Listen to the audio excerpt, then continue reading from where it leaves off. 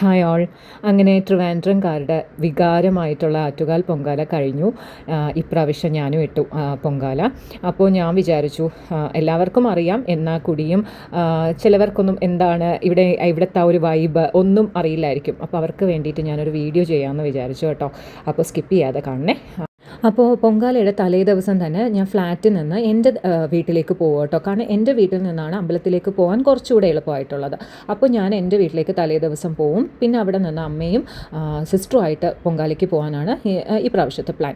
അങ്ങനെ ഞാൻ തലേ ദിവസം ഈവനിങ് എൻ്റെ വീട്ടിലേക്ക് പോവുകയാണ്. അപ്പോൾ നിങ്ങൾക്ക് തന്നെ കാണാം, ട്രിവാൻഡ്രം അപ്പോൾ ആറ്റുകാൽ പൊങ്കാലയുടെ തലേ ദിവസം ഒരു പ്രത്യേക ഭംഗിയും പ്രത്യേക ഒരു വൈബുമാണ് കേട്ടോ. നല്ല തിരക്കുണ്ടാവും റോഡിലൊക്കെ, എന്നാലും എല്ലാവരും റെഡി ആവുകയാണ് അടുത്ത ദിവസത്തെ പൊങ്കാലയ്ക്ക് വേണ്ടിയിട്ട്. അതുപോലെ വീടുകളിലാണെങ്കിലും തലേ ദിവസം തന്നെ പ്രിപ്പറേഷൻസ് ഒക്കെ സ്റ്റാർട്ട് ചെയ്യും കേട്ടോ. ഞാനിപ്പോൾ വീട്ടിൽ വന്നു, ശർക്കരയൊക്കെ ഉരുക്കി വെച്ചു.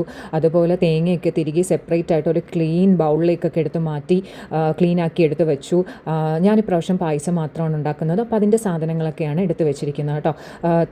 തെരളി, മണ്ടപ്പുറ്റ് അതൊക്കെ ഉണ്ടാക്കുന്നവരുണ്ട്. ഞാനിപ്രാവശ്യം പായസം മാത്രമേ ഉണ്ടാക്കിയുള്ളൂ കേട്ടോ. പിന്നെ അടുത്ത ദിവസം എടുക്കാൻ വേണ്ടി ഞാൻ സെറ്റും മുണ്ടെല്ലാം റെഡിയാക്കി വെച്ചു. കാരണം രാവിലെ നല്ല തിരക്കായിരിക്കും. അപ്പോൾ അതെല്ലാം റെഡിയാക്കി വെച്ചു. സാധാരണ ഞാൻ ചുരിദാറാണ് ഇടുന്നത്, കുറച്ച് കംഫർട്ടബിൾ ആയതുകൊണ്ട്. പക്ഷേ എന്തോ ഇപ്രാവശ്യം എനിക്ക് സെറ്റ് മുണ്ട് എടുക്കാനൊരാഗ്രഹം, അതുകൊണ്ട് ഞാൻ സെറ്റ് മുണ്ടാണ് എടുത്തത്. പിന്നെ അത് കഴിഞ്ഞ് നമ്മൾ 5 മണിക്ക് മുന്നേ വീട്ടിൽ നിന്ന് ഇറങ്ങും കേട്ടോ. ഇല്ലെങ്കിൽ റോഡ് നല്ല ബ്ലോക്കാവും. അപ്പോൾ പൊങ്കാല 9:45 നമ്മൾ 5 മണിക്ക് മുന്നേ വീട്ടിൽ നിന്ന് ഇറങ്ങിയാൽ അമ്പലത്തിലേക്ക് എത്താൻ പറ്റും. അപ്പം നിങ്ങൾക്കറിയാം, ട്രിവാൻഡ്രത്തെ ഒരു മെജോറിറ്റി ഏരിയയിലും പൊങ്കാല ഇടുന്നുണ്ട്. ഞാൻ അമ്പലത്തിനടുത്തുള്ളൊരു വീട്ടിലാണ് ഇടുന്നത്. അപ്പോൾ നമുക്ക് നേരത്തെ ഇറങ്ങണം. അങ്ങനെ 5 മണിക്ക് മുന്നേ ഇറങ്ങി. ട്രിവാൻഡ്രം ഭയങ്കര ഭംഗിയായിട്ടാണ് അപ്പം ഡെക്കറേറ്റ് ചെയ്യുന്നത് കേട്ടോ. എനിക്ക് തന്നെ സംശയമുണ്ട്, ഇത്രയും ഗ്രാൻഡായിട്ട് ട്രിവാൻഡ്രത്ത് വേറൊരു ഫെസ്റ്റിവൽ ആഘോഷിക്കുന്നുണ്ടോ എന്ന്. അത്ര ഭംഗിയായിട്ടാണ് ട്രിവാൻഡ്രം ആ സമയത്ത് കാണാൻ കേട്ടോ.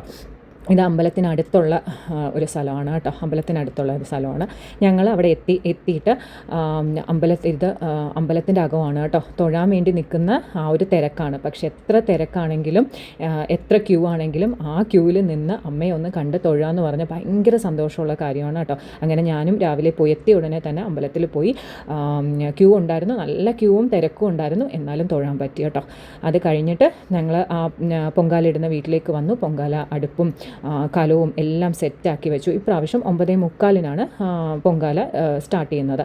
അപ്പം മെയിൻ അടുപ്പ്, അതായത് അമ്പലത്തിലെ ഭണ്ഡാര അടുപ്പ് എന്ന് പറയും. മെയിൻ അടുപ്പ് അമ്പലത്തിലെ ഭണ്ഡാര അടുപ്പിൽ തിരി തെളിയിക്കുമ്പോഴത്തേക്ക് നമ്മളിവിടെയും വിളക്കിൽ തിരി തെളിയിപ്പിച്ച് അങ്ങനെ പൊങ്കാല സ്റ്റാർട്ട് ചെയ്യും കേട്ടോ.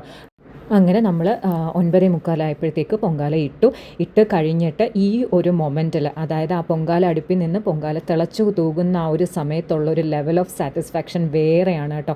അത്രയും ദിവസം നമ്മൾ വ്രതമൊക്കെ പിടിച്ച് ആ പൊങ്കാല ഇട്ടതിൻ്റെ ഒരു സംതൃപ്തി നമുക്ക് ആ സമയത്ത് കിട്ടും കേട്ടോ. പിന്നെ പൊങ്കാല നേരത്തെ കഴിയുമെങ്കിലും ഇപ്രാവശ്യം തളിക്കാന്ന് വെച്ചാൽ അമ്പലത്തിൽ നിന്ന് പോറ്റി വന്ന് നേദിക്കുന്നതിനാണ് പറയുന്നത്. അപ്പോൾ ഇപ്രാവശ്യം അത് 2:15. അപ്പോൾ നമുക്ക് ഒത്തിരി സമയം കിട്ടുമ്പോൾ അതിന് ചുറ്റുമുള്ള ഈ ഒരു സ്ഥലങ്ങളിലൊക്കെ നമുക്കൊന്ന് പോയി കാണാം. ഒരുപാട് സ്റ്റോൾസ് ഉണ്ടാവും, അവിടുന്ന് സാധനങ്ങളൊക്കെ വാങ്ങിക്കാം. നമ്മൾ എല്ലായിടത്തും ഒന്നും പോയില്ല കേട്ടോ. അങ്ങനെ 2:15 അമ്പലത്തിൽ നിന്ന് പോറ്റി എല്ലാവരുടെയും പൊങ്കാല പായസം തളിച്ചു കഴിഞ്ഞതിന് ശേഷം നമുക്ക് പ്രസാദമായിട്ട് വീട്ടിലേക്ക് പോവാം കേട്ടോ.